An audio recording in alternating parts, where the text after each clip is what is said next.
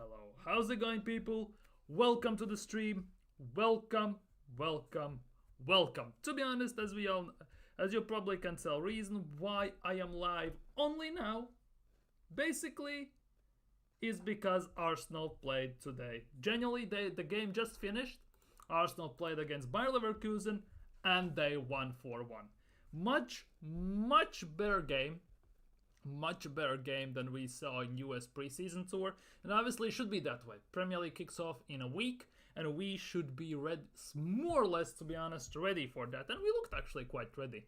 Obviously, Bayer Leverkusen are 1 week away from 1 week behind preseason scheduled compared to Arsenal, because the Premier League Bundesliga kicks off 1 week later, which in the end actually you could see kind of that on the pitch as well, because we did a quick quick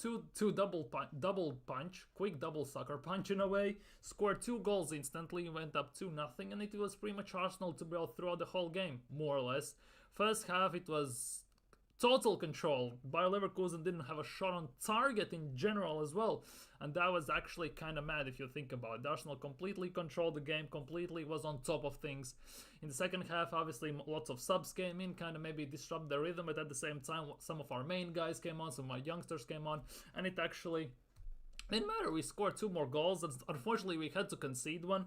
It was our young backline as well. We're going to get to that in a second. But overall, yeah, Arsenal won 4-1. Good way to start off at Emirates FA Cup. Now we just have to win against Lyon, and we have won the cup. So it sounds pretty easy on the paper, I'm not going to lie. Lyon also should be an easier challenge than Bayer Leverkusen, so should be in the books in general. But we're gonna look at this step by step in a way when the players got announced and everything, and then we're gonna get into some transfer news, because Edu Nketiah is still on the market, and it looks like there might be some interesting suitors for Nketiah. And to be honest, Marseille also not out of the picture. We're gonna talk about Osimhen, because it looks like that actually there could be something to it. Ramsdale swap deal, that's also is gonna happen here, and we're gonna talk a lot about other things. Big up Nick, welcome. And if you're new around here, of course, don't forget subscribe, hit that bell, everything, like, interact in the chat, all that good stuff, of course. Everything. What did I say even? I'm all over the place, to be honest. I didn't expect to stream so late. Basically, I'm streaming 4 hours later than I usually stream, 4.5 even hours. But Arsenal took first. Obviously, I wanted to see the game. Obviously, not doing preseason watch-alongs. I'm gonna first watch-along is happening on Saturday, when Arsenal are, of course, playing Wolves. Big up Mr. X, big up, welcome to the stream and everything. But let's not drag this too long. Let's get straight to the stream, and we're gonna kick things off, of course, with Arsenal in general. We're gonna look at this. Arsenal's starting 11. It was quite of a shock, to be honest, because one thing I said after the preseason in US, I never want to see Zinchenko at left back. And what we saw? Zinchenko at left back, and that instantly pissed me off in a way, I'm not gonna lie. Our midfield was Jorginho, Havertz, and Odegaard, and Havertz was playing left number 8. And again, that was one thing I didn't want to see, because based on last season's experience, so the first whole part of the season, Havertz was useless there. On the other hand, right? And front line was Vieira, Trossard, Jesus. Vieira was playing right wing to cover Saka. So that was pretty interesting. But during the game, it was very weird, because we played Zinchenko. He scored our first goal in the FA Cup, Emirates preseason FA Cup. It was a great goal, to be honest. Every single goal Arsenal scored, maybe bar Havertz's 4th one, it was actually quite well worked out, quite well played out, and it was actually quite sublime. Zinchenko scored a goal, instantly switched to number 17 and scores a goal. Now, I would prefer for him to start at left number 8 than left back, but we might see that maybe during the season, because against big teams he's not going to work at left back. It's a bit annoying that we didn't see in Calafiori, but maybe against Lyon, maybe, because I generally don't think, and I don't believe Arteta sees Zinchenko as a long-term left back for Arsenal Premier League. That's why we have, of course, as well, we signed Calafiori and everything, and that was the case. But the big thing was that where is Jurrien Timber? Jurrien Timber wasn't on the bus with the team. Basically, the reasoning why he wasn't seen in preseason pictures, in the preseason trains at Sobach whatever that center is named, I genuinely cannot forget every time, why he wasn't on the team bus. It was to basically has been struggling with load of bearing injury. Basically, that comes together with ACL injury he suffered. He was out for the whole last season. And basically, what Arsenal are doing are trying to manage and stretch out the burden and the load that coming back from injury brings to him, because he played in preseason. Okay, cool. But overall, Arsenal obviously don't want to see the scenario where he ruptures his ACL one more time. So Arsenal are trying to manage his workload, they want to manage everything, and that's why he wasn't in the preseason training before the Leverkusen game. He wasn't pictured he wasn't playing against Leverkusen. All depends. I think Arsenal will drag this a bit longer, quite a bit. I don't think he's gonna play against Lyon. We might see him against Wolves. There are no guarantees to see him for Wolves, but I think Arsenal will play this as safe as possible, in my opinion. They genuinely will play this safe as possible, the way I see it. Because coming back from a pretty much 7-8 month injury from ACL is one of the hardest injuries to come back from and everything. It is rough, so definitely Arsenal are playing the safe card here and trying to preserve Timber's minutes. But overall, I must admit, Arsenal did a great job today. They genuinely did a great job. They played it to the max, they played it to perfection, in my opinion. Let's see if One Football app has everything. Matches, do they have Arsenal? That's the thing.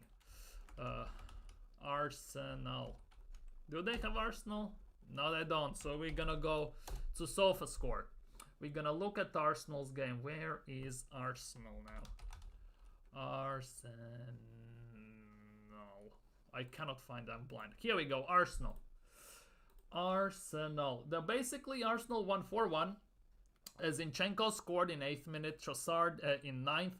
Trossard's goal, by the way. Trossard's goal was fan-freaking-tastic. The way he held that pause, where Havertz assisted him, he did that chop where he fake shot it, send the defender back to Germany, send the goalkeeper back to, I don't know where he's from, Serbia, Czech Republic, Slovakia, wherever, send him back to his native home, and then just hits it other side of the net. That was just perfect. Those guns, no hope he's back. Well, I hope he's back, but I don't think he will back for these preseason games, 100%.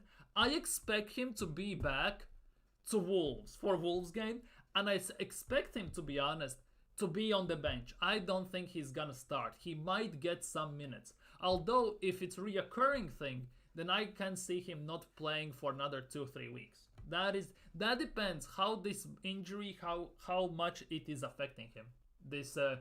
These consequences of the ACL and everything, how they are affecting him, because he came back from the ACL, was training, scored goals, scored goals in training, but in preseason, and now I think the injury is kind of letting him kind of feel about himself again, very not convincing. So I generally think Arsenal will play this safe, and I don't think he will be played in a while, but I think Havertz for me gets man of the match. Let's get this out of the way. Goal, 2 assists and everything. Havertz at that left day today actually was incredible. Not gonna lie, the way Havertz played today at that left number 8 role was the flashback basically to 2 seasons ago, how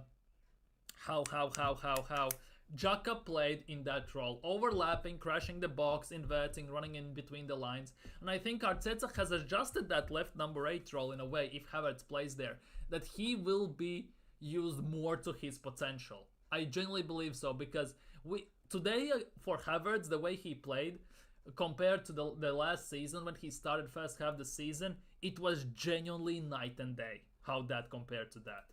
Yeah, it's usually after ACLs, exactly. So Arsenal, I think genuinely, since Arsenal haven't seen Timber at all basically play for Arsenal, besides the Community Shield where he was excellent and then 15 minutes against Brentford, they have not seen him. He's genuinely like a new signing. And Arsenal will play it as safe as possible. Genuinely. As safe as possible with this. But yeah, Havertz was incredible. To be honest, Zinchenko actually had a very decent game. The fact I don't want to see him at left back, I know I'm going off one game, but it's a very serious game. You could say that, but everything. But Zinchenko today looked very good.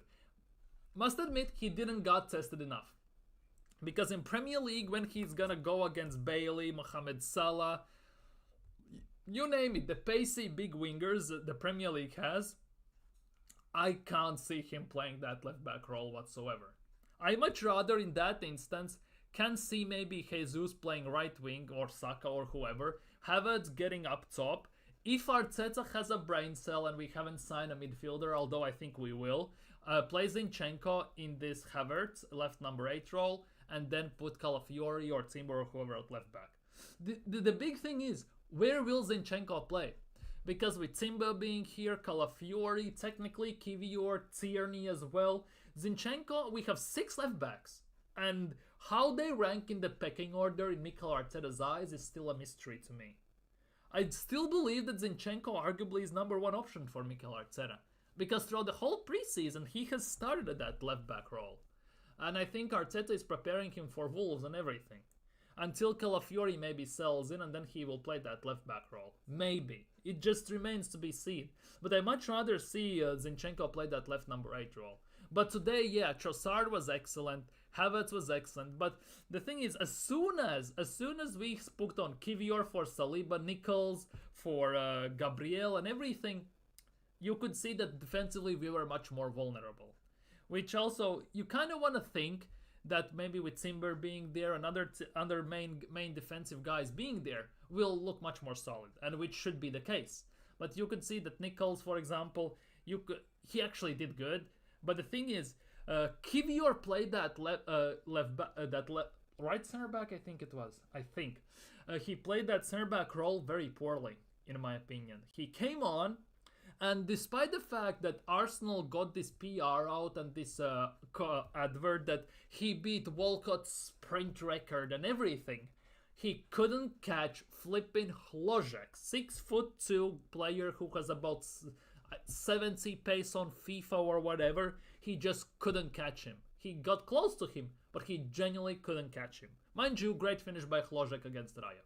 Not gonna lie, that was a great finish. Wish we could have kept a clean sheet, but yeah, a team that had conceded last season the least amount of goals in Europe, that is Bayer Leverkusen. We actually did great. I'm not gonna lie. Mind you, this the goalkeeper Matej Kovac, right? He was shocking. He was basically on level of Runnison in goal. The way he conceded those goals, it was like generally Leverkusen having Runnison in goal. But I'm not complaining. To be honest, he couldn't have done anything for Trossard's goal. He couldn't have done anything for Zinchenko's goal, more or less, because that came out of nowhere and that was a sublime strike. For Jesus' goal, maybe he could have done better. And let's be real, for Havertz's fourth goal, he also could not have done much. But in this game, we saw that Arsenal are much more composed and more played in together as a team before the preseason. And obviously, let's be real in this instance, right? The fact that Arsenal had their main guys back really made a massive difference. Really made a massive difference in this instance. Because Arsenal had every single starting 11 player in their team besides Bukayo Saka. Because Zinchenko started, Gabriel, Saliba, White, Raya, Jorginho, Havertz, Odegaard, Gabriel, Jesus, Leandro Trossard. Only player that was a bench player who started today's game was Fabio Vieira. And you could see the difference instantly. Genuinely, you could see the difference. It was a much better performance compared to US Tour. And I think that the drop-off isn't massive anymore, but I generally believe Fabio Vieira should have done much, much better. I think Fabio Vieira should have done much better, but he didn't.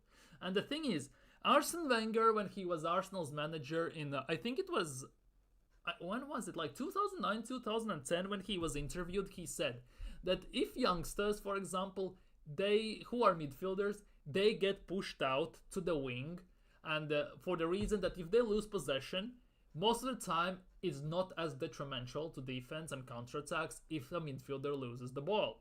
And the thing is, Fabio Vieira is a midfielder for us, not a right winger. And the fact that he's been pushed out to wing might, for me, indicates that Arteta doesn't see him properly in a certain position. I know he wants to test him maybe at right wing as a backup for Bukayo Saka. Maybe he wants to try other things. But I think Arteta thinks that Fabio Vieira is too weak and tends to lose the ball too much. And that's why he's been pushed out, so he doesn't affect the defensive side so much because we tend to push forward a lot. So that in that instance, it generally just rang an alarm bell in my head as soon as I see him on that right side.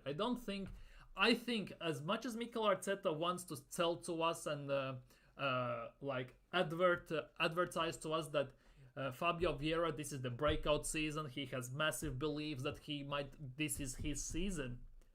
I think next summer Fabio Vieira could be gone from Arsenal. I genuinely see, because in this preseason overall, even in this game, even though he has some moments of brilliance, if you want to call them brilliance, but moments of good game, good passes and everything, good footballing IQ, it gets massively outweighed by certain aspects of his game which doesn't fit Premier League, with him being too weak, with him maybe needing sometimes too much time on the ball, overplaying it, or sometimes something like that. And he doesn't have the more space to play on the wing as well. And I think genuinely this might be the season that breaks Fabio Vieira and he will be sold in summer next season. Genuinely believe so. But all that remains to be seen. But there's one player I want to talk about specifically. Ethan Nwaneri looked great, I'm not gonna lie. Martinelli didn't have much time, but he did decently. Saka did great on that cross. He took on defenders, sent him to shops, crossed it, Havertz scored. Skelly tried the Zidane skill and he pulled it off. He got fouled instantly. To be honest, Skelly and Nwaneri, I can see getting some serious minutes this season. I can see Skelly and Nwaneri getting some serious minutes. The question is, in which games they will get them. Because Nwaneri, I think genuinely when we are 2-3-0 up, I can see him getting in. Skelly is a bit of an interesting one because Arteta sees him as a left back who invades from the left side. Yet he can play also that number 8 role, like if you sub him in. And his position is very, very a big question mark at the moment in Arsenal's team. Nwaneri is more or less like on the nose with the fact that he can maybe play for Odegaard, maybe play that left number 8. Skelly is the player that, in the pecking order, unfortunately, he kind of occupies two positions where he will be having very hard time to break out. Nwaneri has much higher ceiling than Skelly. He looks much better, more mature with the way he's 17, but his footballing IQ is off the charts already. And I think that could bail him out at certain instances, but he looks more ready to play in Arsenal's first team. Skelly at times, despite everything, still looks a bit raw, but all depends on Mikel Arteta, when he's gonna play him and how he's gonna play him. But the big player I want to talk about is Edward Nketiah. He got subbed on today in 71st minute, and pretty much did nothing. He looked very shocking and very, very questionable again. And the way he has played throughout the whole preseason, tripping over his own feet, tripping over the ball, having maybe one chance which he wasted and everything, it doesn't look like he's a player who is trying maybe to solidify his place at Arsenal, and at the same time he's not looking like he's auditioning for other teams in the transfer window saying, look at me, I'm available, please sign me. So it's very questionable. Yet at the same time, if we look at the latest news reports about Edu Nketiah, it's coming out that two things are coming out basically about Edu Nketiah. First one, if Bournemouth basically are expected to make a move for Edu Nketiah if Dominic Solanke completes move to Tottenham. Obviously today news came out, according to Fabrizio Romano, that Spurs are pushing in trying to sign Dominic Solanke. It looks like Richarlison might be moving to Saudi, and they will definitely get some nice money for that. And they're looking to investing that money in a decent striker. And it looks like they're going for Dominic Solanke. Now, if they get Solanke, Bournemouth at the moment are looking to replacements. And one of the replacements, of course, is Arsenal's Edward Nketiah. Arsenal have rejected multiple offers from Marseille as they are aware of interest from English clubs. Because for English clubs, it means Arsenal actually can get their 30 million asking price. Because from Marseille, they don't care. They don't need English quota. The Premier League tax doesn't apply. Anything. They can say, this is max you're playing, take it or leave it. Now, for Premier League, on the other hand, right? It's a whole different story. You need homegrown quota. It's Premier League technically proven, so its Premier League tax also applies. Which means if Arsenal actually could sell to Bournemouth, maybe also Brentford if Ivan Toney leaves, it means that Arsenal can apply their desires, their needs, the fact that they can actually get the 30 million pounds, 35 million pounds for Edu Arteta at the end of the day. And that is the big case in this instance. Obviously, Arsenal have rejected the Marseille offers because there's interest from English clubs. And that is actually, in a way, very, very smart thing. At the same time, Arsenal are keeping their tabs open. Because after that, the reports came out that, and this is the thing, Arsenal opened door to Olympique Marseille again for Edu Arteta. The Gunners are now showing themselves to be more reasonable. It's all coming out because after Arsenal rejected the third bid for Edu Arteta, Marseille explored options to signing Wahi. Obviously, Arsenal were linked to him last summer. They didn't sign him and everything. Marseille were exploring that option. It obviously, by the looks of things, is still an option. Yet at the same time, Arsenal are very open now to maybe how to say this, be more reasonable. Maybe take a one step forward and say, yes, maybe you offer us 2 million more and we will accept the deal. Basically being more reasonable in this instance. Edu Arteta option remains on the table after Arsenal open to discussing terms of the deal again after bid rejected last week. And obviously, Moukoko is a separate deal. It doesn't affect Nketiah deal. Olympique Marseille at the moment are reflecting on this, whether they gonna come in with another bid or what's gonna happen. I think Nketiah would bang at Bournemouth. Huh. You think? You think Edu Arteta would do good at Bournemouth? To be honest, Bournemouth has... Actually not. The thing is, Edu Arteta is a decent striker. He's nothing exceptional, nothing great. Which for me basically speaks the fact that he's not a top 10 striker for Premier League, for not a top 10 side. But to play in Premier League, he has the quality, the ability and everything. For a team like Bournemouth, Crystal Palace, Brentford in the same instance, Fulham, a team that is not fighting for Europe, for top 10 and everything, who are maybe generally mid-packed in Premier League finish, he actually is decent. He actually is decent.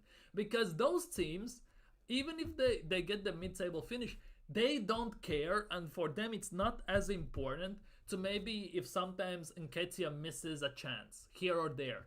Maybe he misses 2 or 3 chances but scores one. Because for Arsenal, in this instance, they're reaching for the stars. They're going for the title in Premier League, for Champions League, FA Cup, Carabao Cup. They're going for the lot. They're going for the main trophy, the main prize. And in that instance, Nketiah isn't good enough. In this instance, Arsenal cannot afford to sub on Nketiah and let him miss those 1-2 chances here or there.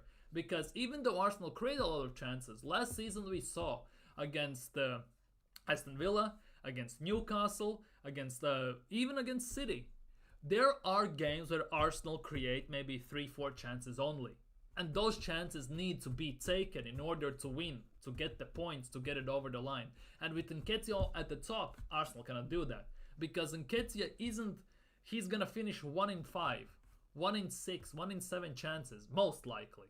Arsenal needs someone who can finish 1 in 3, 1 in 4 chances.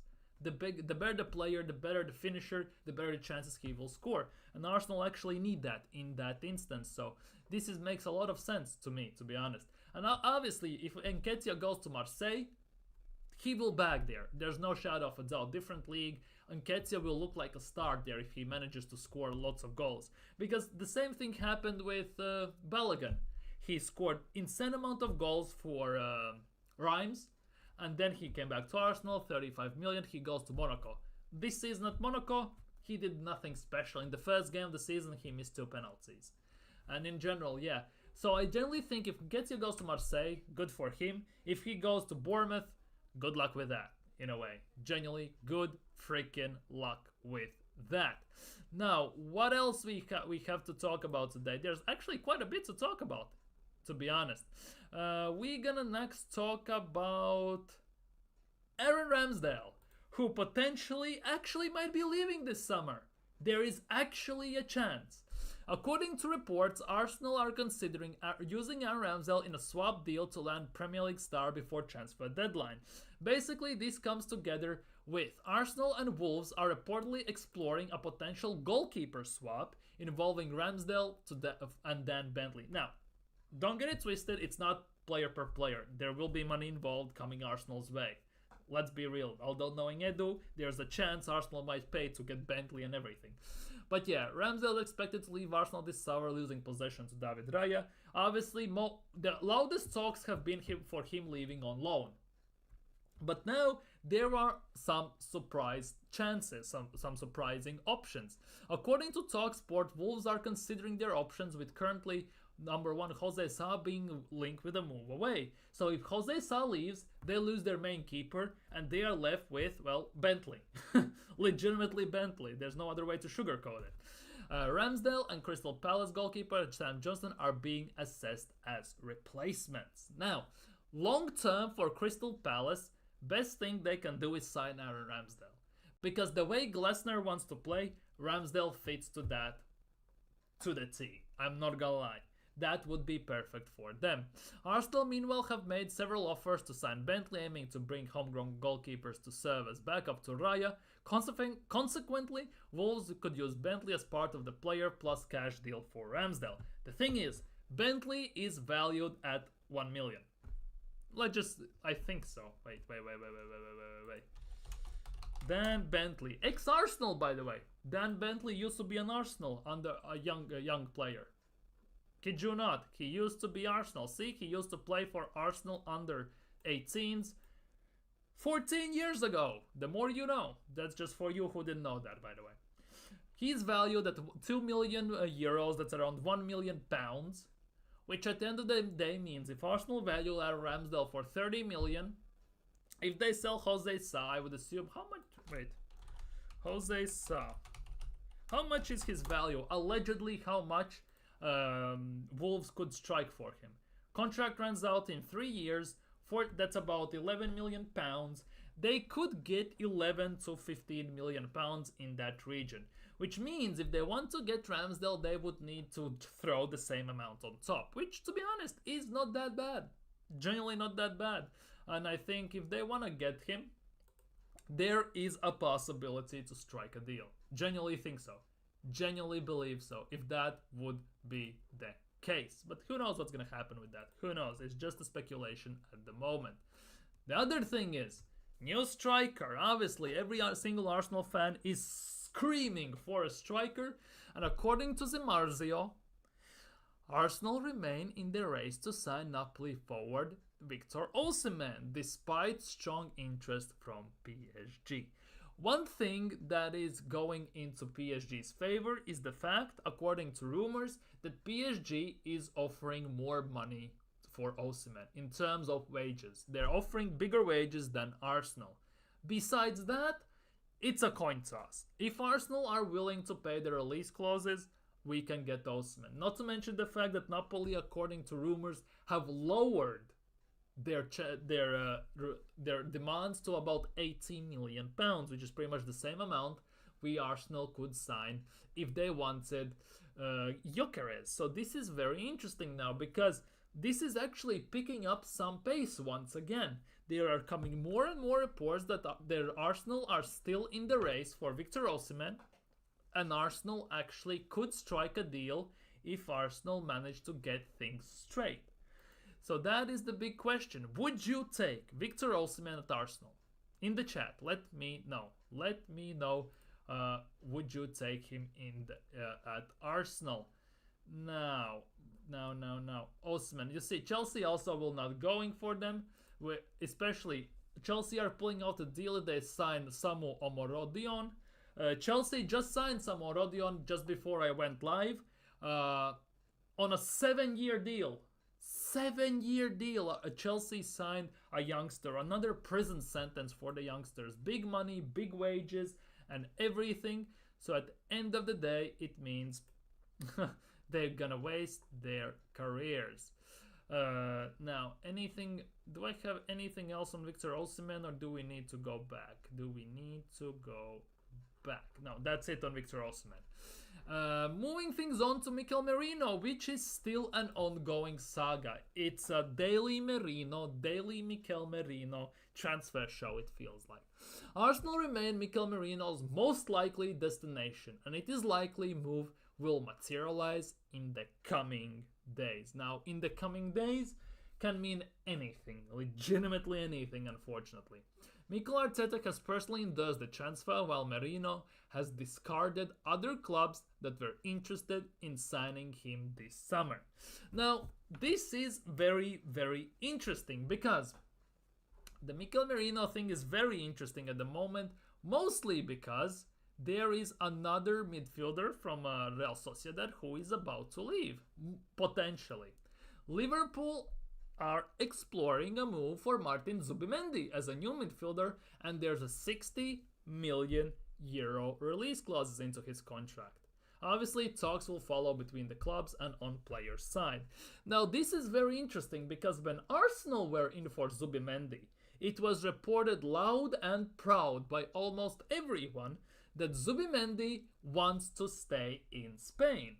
Now, the fact is, if Liverpool can convince him to go to Liverpool, there's no shadow of a doubt that Liverpool will pay the money. Which now leaves the big question. Is Sociedad ready to lose both of their main midfielders? This is the big question now. Because if Liverpool signs Zubimendi and we sign Merino, Sociedad have no midfielders. Bigger question is, why Arsenal are not trying to go in back for Zubimendi? Because despite the reports that he wants to stay in Spain, actually, there is Liverpool are going for him. So there is actually a chance of signing him. Arsenal cannot convince him or what? Because the big deal is that Liverpool need to convince him. Does Arsenal cannot convince him or what? That is the main question here. Plus, if somehow Liverpool managed to sign him, there's a possibility if Arsenal drag this too long that they actually sign him before Arsenal. And that actually could put a veto technically on the deal that Arsenal signed Merino. And I have no idea what is happening here. Because the only reason why this deal is dragging out for 3-4 weeks now, for me, is the fact that Arsenal are exploring other options. And low-key behind the scenes, Arsenal are talking to someone better. Because there is no other reasoning why Arsenal have agreed technically with Merino personal terms. There's about 30 million euro price with add-ons and stuff like that kind of discussed and agreed allegedly. It's being discussed, but there has been no actual bid gone in. This is the big question. If everything is agreed, discussed and everything, why there is no bid? Because yesterday the reports came out that Arsenal are exploring their options, which means that either Arsenal don't have money, which we talked about in yesterday's stream, because there's also a possibility of that, or Arsenal actually have found a better option. There actually might be someone better, which Arsenal are just not announcing per se to everyone. That also could be the case, to be honest. There could be the case that Arsenal have found genuinely someone better. I don't know whether it's Zubimendi himself, but maybe Arsenal are trying to hijack Fofana deal from Manchester United, or Arsenal have found another number 6/number 8 who maybe fits the profile better. Because there's no other explanation of these two, that Arsenal have no money or they have found someone better for exploring the options, that Arsenal in 3 weeks haven't put in a bid and signed this guy. Because Arteta is on fire for him, we heard that week 1. Personal terms have been agreed, we heard that week 1. In week 2, Atletico Madrid signed Gallagher. They are not going for Merino. Barcelona are not going for him. So the question remains, what is the case and why this deal is taking so long? I heard that Real Sociedad want to sign Carlos Soler as replacement. But yeah, I heard that as well. I heard that with João Neves coming in. João Neves coming in at PSG. Carlos Soler could be on the way out, and Real Sociedad is one of the target places where he could go. They are exploring that option to sign Carlos Soler as a replacement. There is that 100%. I read it as well. So that is the big thing. Either maybe Sociedad don't want to let him go before they sign Carlos Soler or what, but anything. Age profile for me doesn't fit, but him or nothing, I'd take him. That is the case. Arsenal don't seem very desperate at the moment in this transfer window, which is kind of interesting, because there's 3 weeks left. Premier League kicks off in 10 days for Arsenal, yet Arsenal still are in no rush to sign anyone. Which is two things, which is one thing, it's good, so Arsenal are not panicking as they used to at some times. The other thing is, what is happening? Because yesterday, was it yesterday or 2 days ago, there were multiple reports coming out that in Arsenal's higher hierarchy, they have also doubts about his age profile, just like you have. That they have doubts that he's 28 years old and everything, and he doesn't fit the profile. And to be honest, if we sign Merino, he would be here for 3-4 years. We sign him a 4-year deal and he just leaves in 4 years, most likely. Unless he's some incredible player and Arsenal extend his contract. But yeah, that's the thing. Age profile, he's 28. He doesn't fit the profile, but at the same time, the whole transfer window, it has been said that Arsenal want to sign more experienced, established players on the other side of the age group compared to players Arsenal have signed previously. The Arsenal don't want to sign 21s, 20s, 19-year-olds, 22-year-olds. They want to sign experienced 27, 28-year-olds. Yet at the same time, we signed Calafiori. It got dismissed by saying it was an opportunity signing, technically, or something like that. I don't remember anymore. But yeah, that is the big case. Although we signed Trossard, but he gets classified as opportunity signing. But otherwise, we signed Jorginho. That generally felt like a panic signing, but it kinda has worked out. Kinda. So Arsenal technically haven't signed anyone old at all, ever. They have only signed players that are 25 or younger, most of the time, pretty much all the time. And that could be the case. But this is also the big question. Who is the... sorry, my face cam is doing a madness. Who are these young, similar, proper age group players Arsenal actually could sign? Who are they? Because there isn't anyone. Most of the midfielders that Arsenal could sign are about 27, 28, 29. Although I think, wait, Zubimendi is 25, so he fits the age profile. And Yusuf Fofana is also 25, so he also fits the age profile. So Arsenal are going for a bit older guy, which I get based on how Arsenal want to try to do business this summer. But at the same time, there is no there is a logical explanation. There has to be why this deal is taking 3 weeks. A player who is on last year of his contract, who has agreed to move to Arsenal. Arteta is very excited to signing him. Arteta has convinced to signing him. Allegedly, personal terms are not an issue, and Arsenal have discussed with Real Sociedad, and the fee should be around 30 million plus add-ons. And that was reported about a week ago.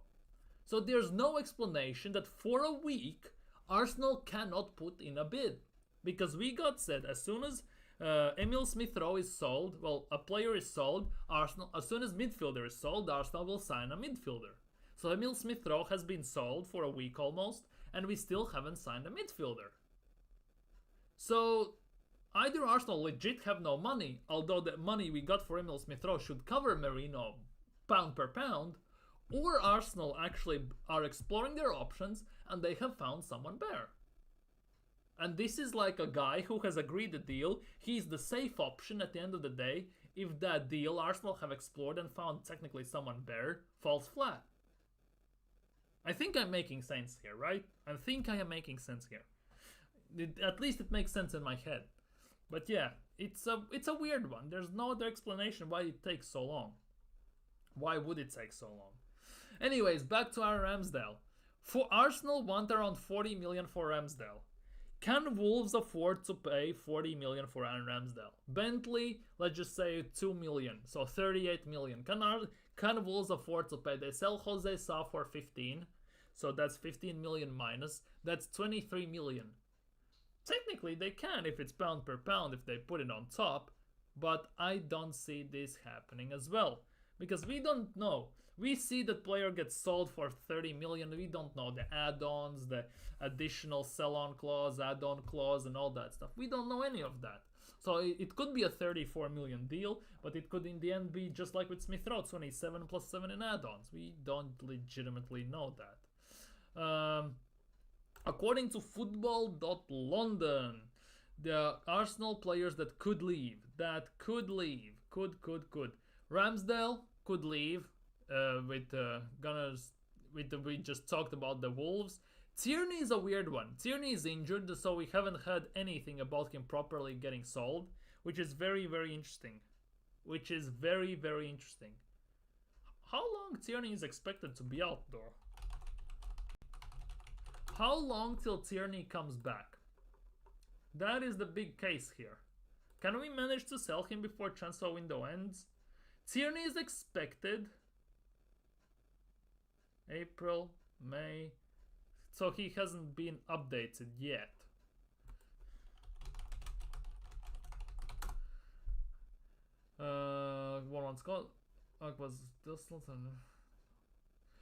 There is no update how long Tierney would be out for. That is also a big issue. There are no updates on him how long he will be out for. Genuinely. Next one is Edu Nketiah. We covered that. There are two options. Bournemouth if Solanke goes to Spurs, and Arsenal now are more open to maybe be more lenient in getting money from from Marseille. And the first one obviously should be Reece Nelson, right? Kieran Tierney and Reece Nelson. Last player is Reece Nelson. The thing is, Nelson has suitors at West Ham and Leicester. The big thing about this though is, where is he now? Reece Nelson. Here it is. The thing about this is, Leicester are eyeing up a Premier League return for Steven Bergwijn, who can play center forward / left / right wing. And if Leicester sign him, I don't see them signing Reece Nelson as well. So that leaves only West Ham. That is the big case. Leicester also want a winger, and it could be Steven Bergwijn, according to rumors and reports. We are still looking around, I think, to find the best solution to midfield. But yeah, exactly. I genuinely think that Arsenal, exploring the options that came out yesterday or 2 days ago, is the fact that we are looking around and potentially we have found someone that suits better. And I think Arsenal are working on the behind closed doors, if that makes any sense, at the moment, to maybe try and strike a deal in silence, so the deal comes out of nowhere as a massive surprise. Because Arsenal in last 2 seasons are doing these deals that come out of nowhere. Because Fabio Vieira came out of nowhere, nobody expected that. Jurrien Timber pretty much came out of nowhere, nobody expected that. So every summer we signed someone unexpected and randomly. And I think this summer, the fact that Arsenal are dragging out this Merino deal also could mean the same thing. That Arsenal actually maybe have found someone better. Or and are working behind closed doors to sign him, or not war. And Merino basically is the safe option, the guaranteed option. It's like playing the chase, basically. You either have your chance to go for 10 grand, you either have chance to sign no one, which would be 2 grand, or you are in the middle. There's something you have worked for by answering the questions, and you get your 7 grand, for example. And I think the safe option, the 7 grand option, is Merino. But Arsenal have maybe identified an option that is 10 grand option. Someone better, someone more suited, and someone could Arsenal actually might get. Because there's no reason for this deal to take so long. This is not like, even though the Calafiori deal took like 2 years, it felt like it was a month and a half almost. But in general, there's no reason for Merino deal to be dragged out as long as Calafiori deal. There are no sell-on clause, there are no third teams involved, no nothing. So this is the big mystery. Why is this deal dragging out to be so long? Arsenal transfer news, Mikel Arteta can cement exit decision for 4 players. We already talked about that. We talked about Edu Nketiah and Arsenal being more lenient.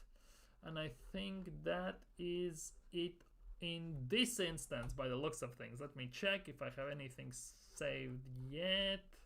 No, I don't. So we're gonna go into transfer news reports, straight into them for about 10 minutes to check if there's anything else.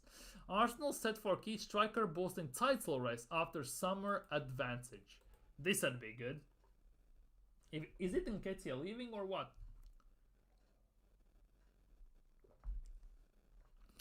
By the way, Jesus, today looked very sharp. He looked physically very, very good. The question is, can he stay fit throughout the whole season? And can he finally score more than 14 goals a season? Because Jesus' best goal-scoring seasons have been 14 goals on 2 occasions. One for Arsenal, one for City. The question is, can he top that? Because for us to challenge for the title properly, we need a striker who can bag at least 20 to 25 goals minimum. The question is, can he stay fit enough? Because he looked very good today. I'm not gonna lie, Jesus actually looked very, very good today. Leverkusen outclassed by Arsenal. Yeah, Arsenal 1-4-1. We already talked about that. Now, let's see anything before the game. Anything would like to... Exactly. Would love someone like Zubimendi instead. Works better than Merino. Yeah, Zubimendi actually plays more of a 6 than an 8, which would be kind of perfect. Because the thing is, for us to sign a number 8, it's the easy option. For Arsenal, what they need is to sign a 6 who can break the lines with his passing. Nor Merino, nor Rice can do that when they would play number 6. The thing is, Partey does that every single time when he plays, when he's fit on top of his form. Arsenal haven't found a Partey replacement. And if you exclude, let's just say, the physical ability, right? Which Partey utilizes very well, and is the reason why he is very good at that number 6 spot. Pound per pound, if you exclude the physicality, Zubimendi works there like a charm. 60 million release clauses. Arsenal, when they were interested a month ago, Zubimendi was reported saying he wants to stay in Spain. Now all of a sudden, Liverpool want to sign Zubimendi, they're exploring the options, they will meet there with the club, and they will meet with the player. Why Arsenal are not doing that? Yeah, I get that Merino is 2 times cheaper, but hello? One of the best days of my life would be seeing Nketiah. Exactly, 100%, because that would actually mean Arsenal would be, in a way, forced to sign a forward. Genuinely, Arsenal would be forced to sign a forward, and I can't wait for that. Yeah, Zubimendi would have better sell-on value. Zubimendi is only 25. Even if he signs a 3-4 year deal, he would be, if he stays fit, right? He should be in his prime by age of 27, which is 2 years into his contract, which would be perfect for him enough to adjust to the team to the maximum level. That would be just perfect on sell-on value as well. Although, by the way, on Edu Nketiah, right? There was something we talked about yesterday. I'm not... Uh, I'm not sure where it is though. Where it is, I don't want to get copyright striked.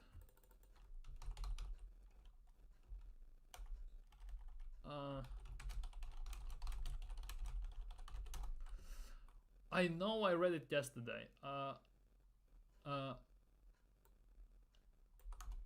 Arteta keeping? Will it found it that way?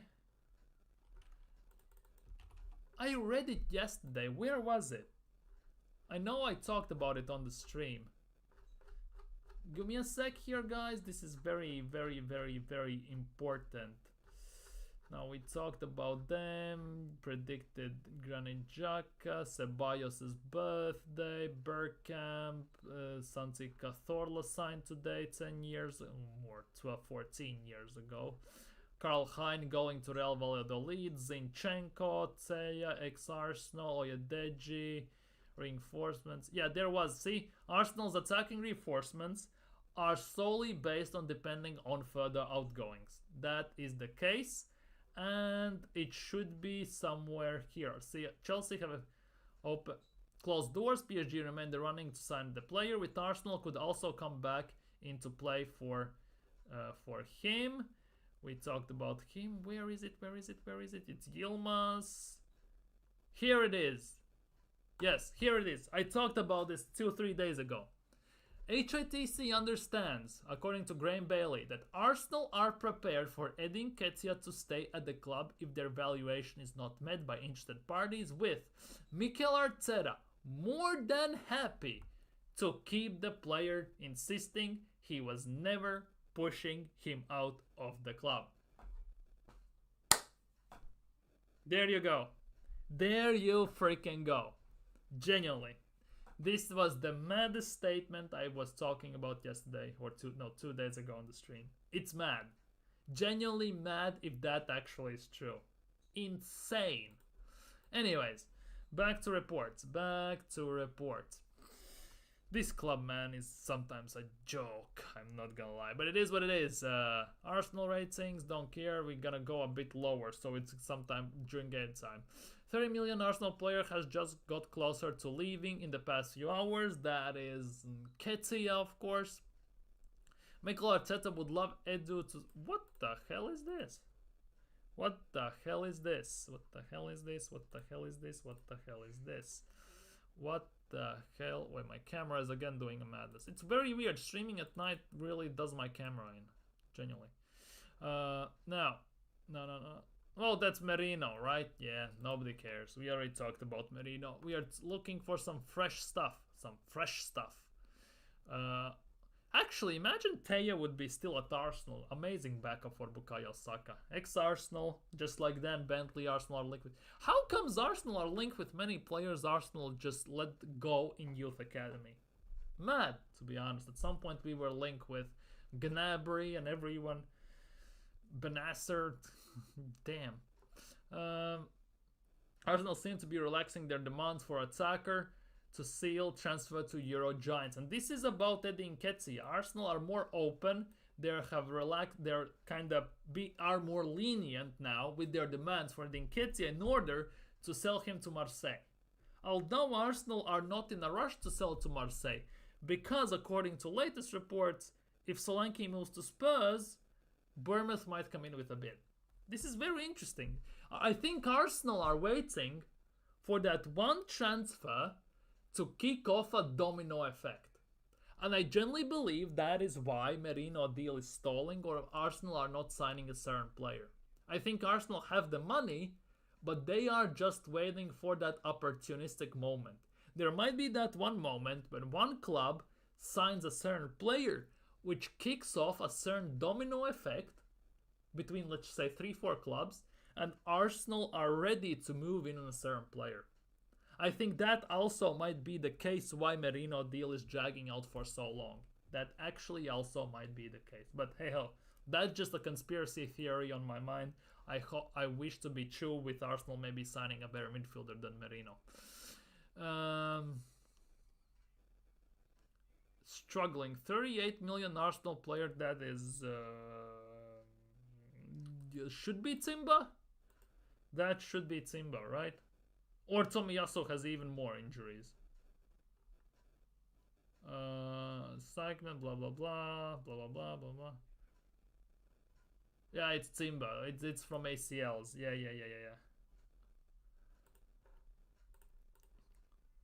Good call on your theory. What do you mean? You think that might be the case? Like, potential. It's a hypothetical scenario, conspiracy theory, something like that. But that might be the case. I generally believe that also might be the case.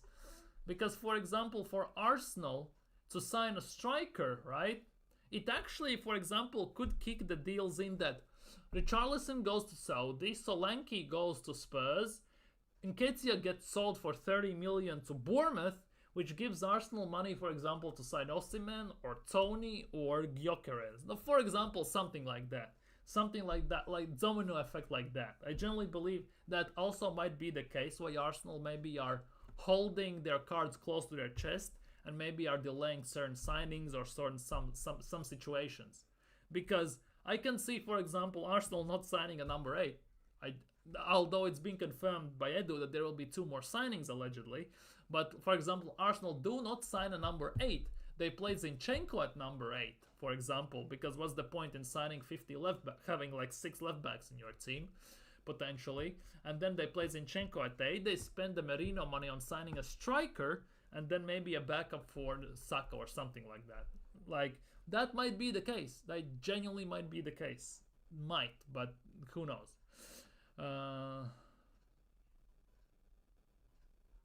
51 million Arsenal player has already turned down Arsenal and now is about to do the same for Liverpool. Now there's a possibility Osimhen actually turns down Liverpool as well. Very interesting. Some reports are suggesting that. That is coming from Liverpool sources as well. Interesting. Very interesting. But it looks like there are not many other options to sign. And there are no other transfer reports. It looks that way.